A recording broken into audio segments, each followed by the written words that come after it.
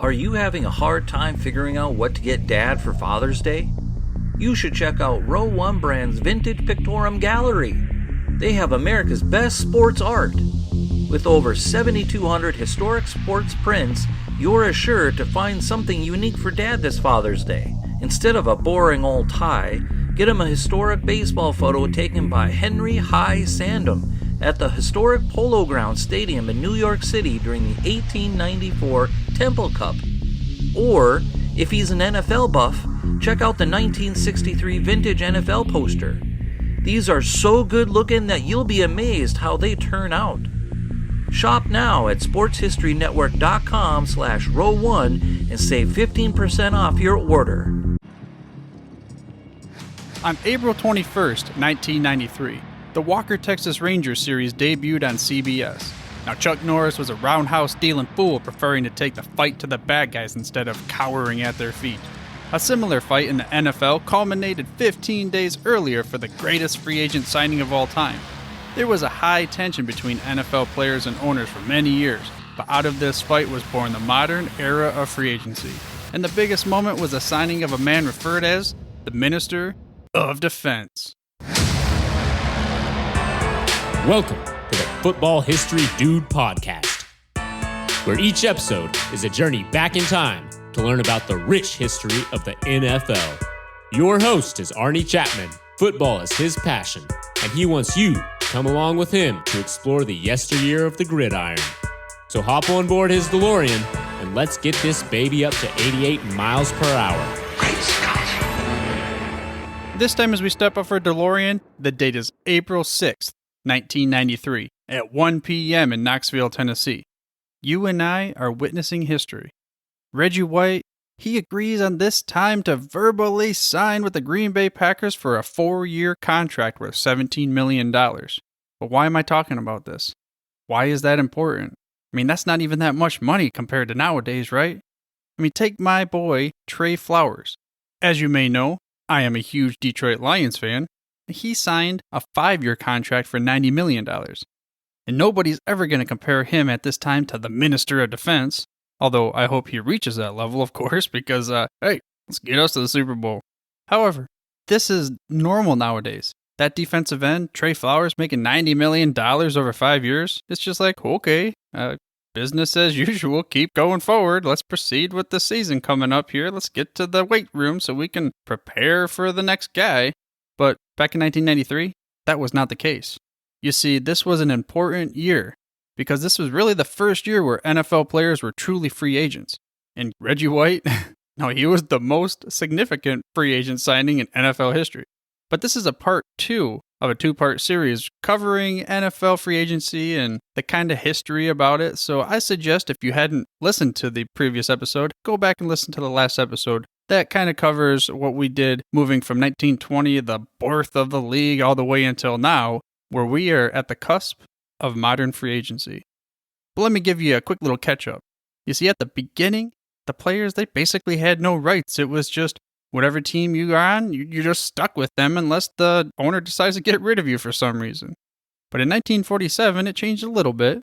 There was something called the 1-year option rule. Teams could automatically up your contract for 1 more year, kind of like the franchise tags nowadays and that kind of thing.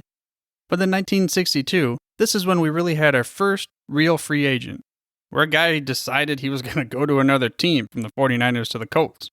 But this was not cool or kosher by the NFL owners, so it led to what they called the Rozelle rule that allowed the commissioner at the time, Pete Rozelle, to award compensation seen fit by himself to the forfeiting team if they didn't come up with something new. Basically, it's just like it's still like a trade. You sign a player, you're going to have to give something up. And if you can't figure it out amongst yourselves, little children, your daddy's going to come in and I'm just going to take everybody's toys, just throw them around the room, and I'm going to give them over to this guy. And let's just say, a lot of the players, they were timid because they didn't really get a chance to deal with real free agency. So not a whole lot of players jumped ship. But in 1974, things started to heat up. There were major steps forward also in 1976 for the players, where they won an antitrust suit. There was something that was called Plan B free agency after this antitrust suit that said, well, option A doesn't work, let's go with Plan B, call it an audible, right? Well, 1989, the players decided to fight that some more, and then Plan B, because the reason why they wanted to fight it still sucked. Top 37 players from the teams were still off limits.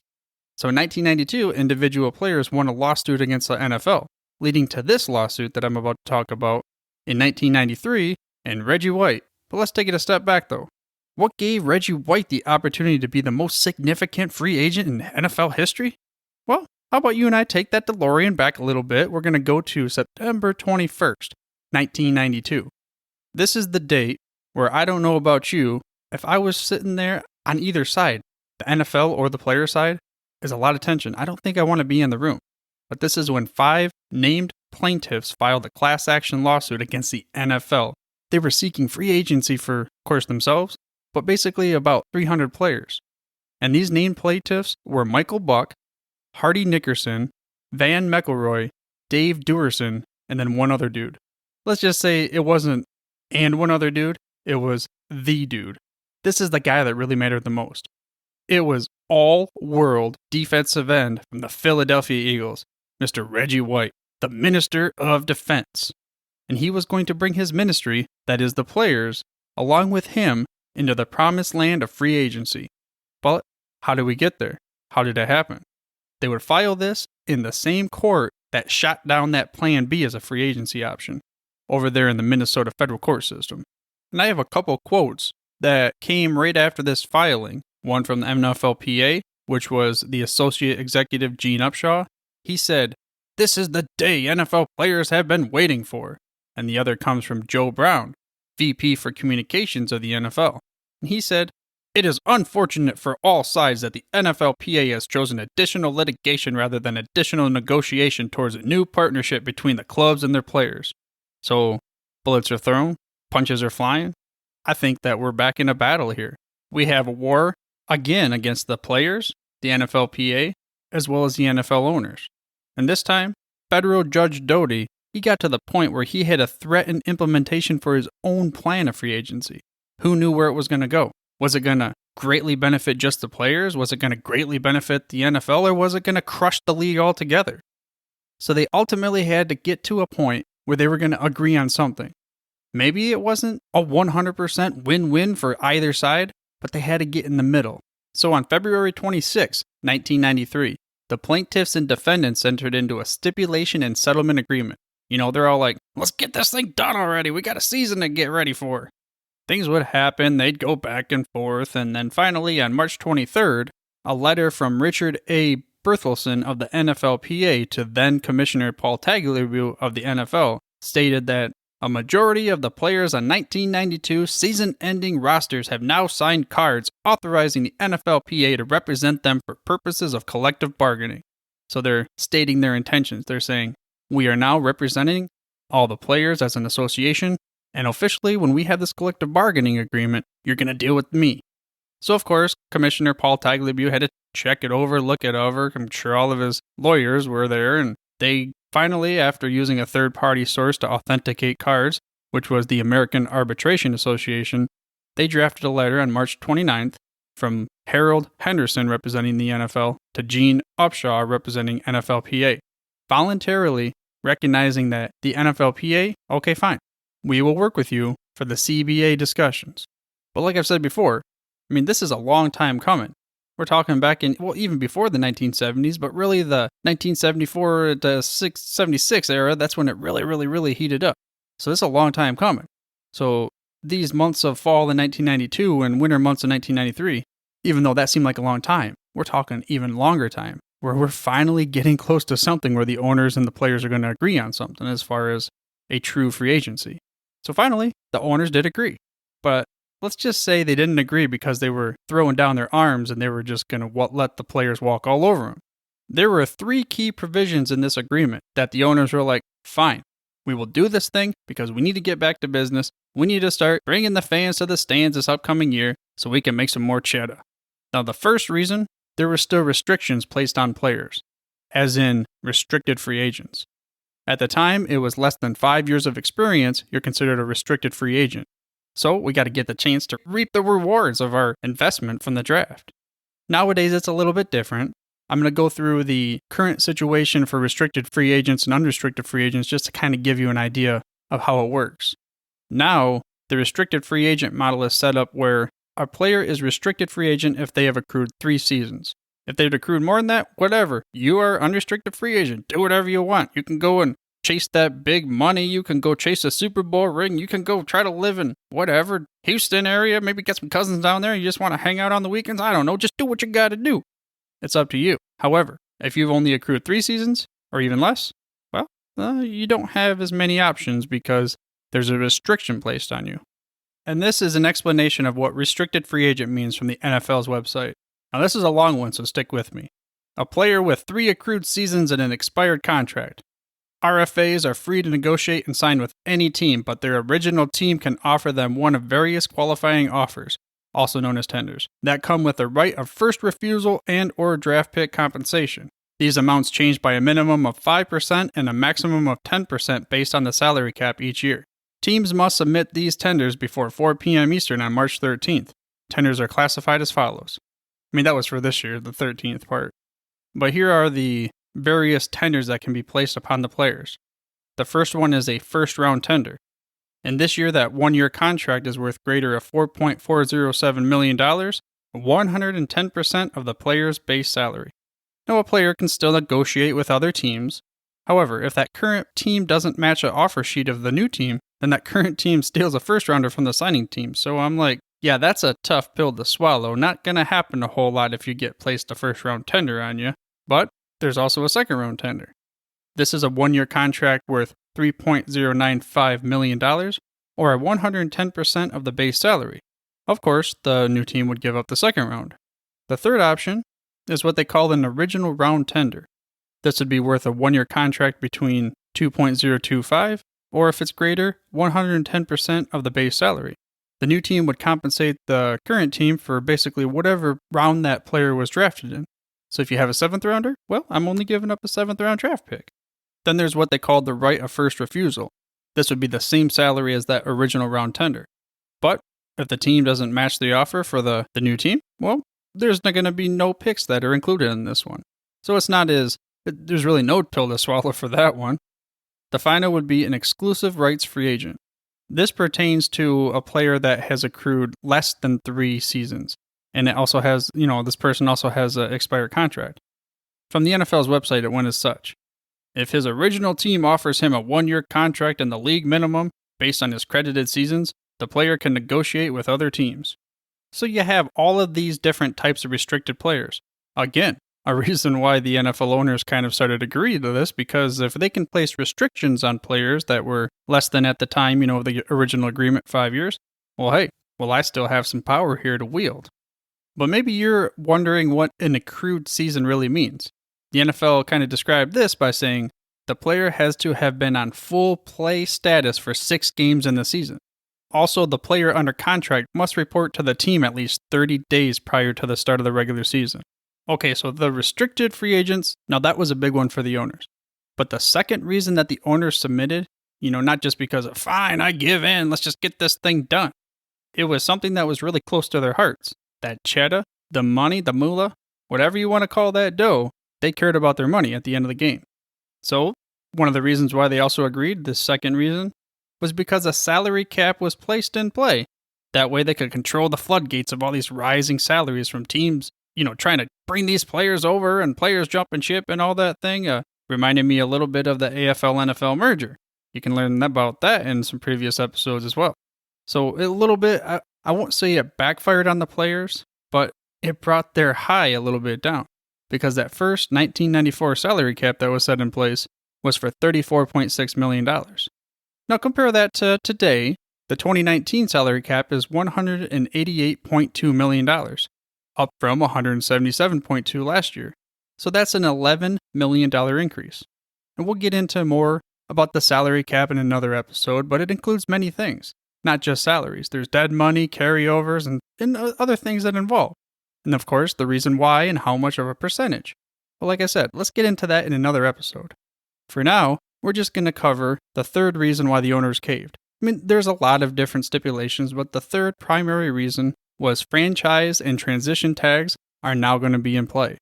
You don't lose your top dog, or at least you don't lose them without a fight. The exclusive and non-exclusive franchise tags are the current situation in the NFL. A non-exclusive franchise tag comes with this stipulation. It would be a 1-year contract, and the salary would be for the greater of cap percentage average of players at the position or 120% of the player's previous salary.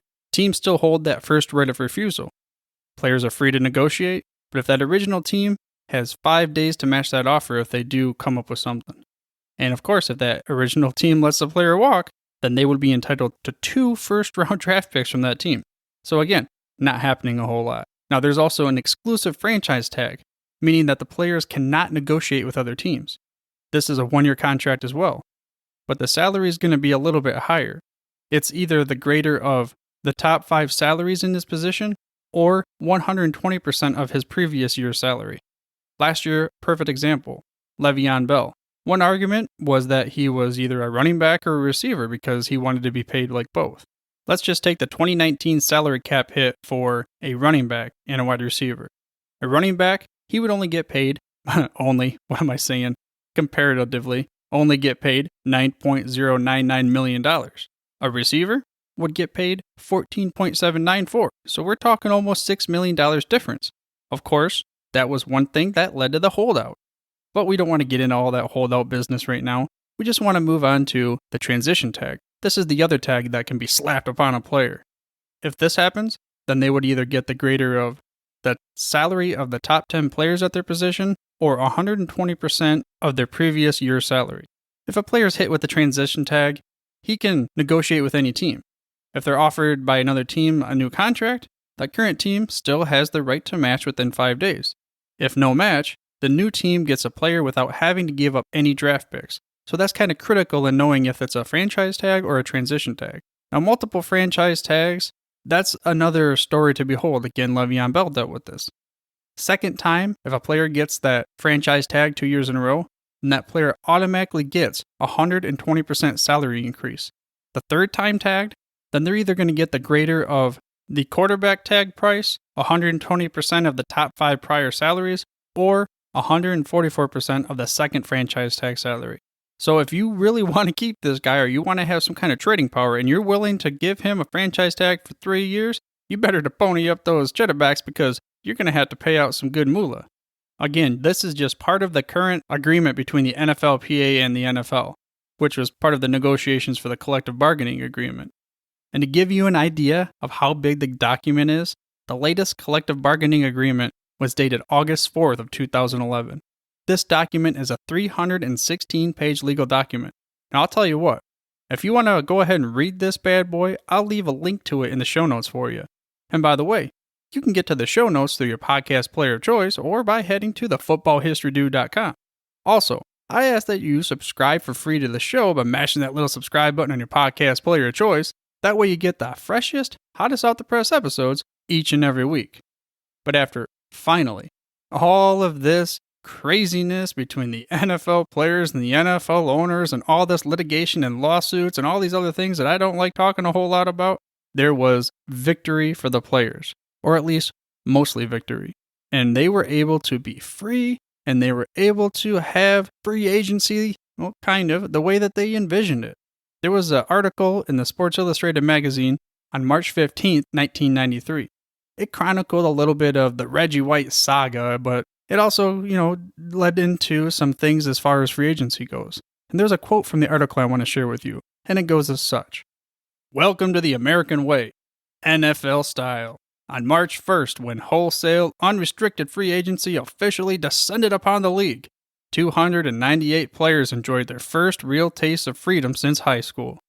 Again, we're not going to say that was really their first, freedom since high school or anything, but that wasn't even true unrestricted free agency because there was a lot of stipulations. But it was a lot better than what the players had dealt with in the past.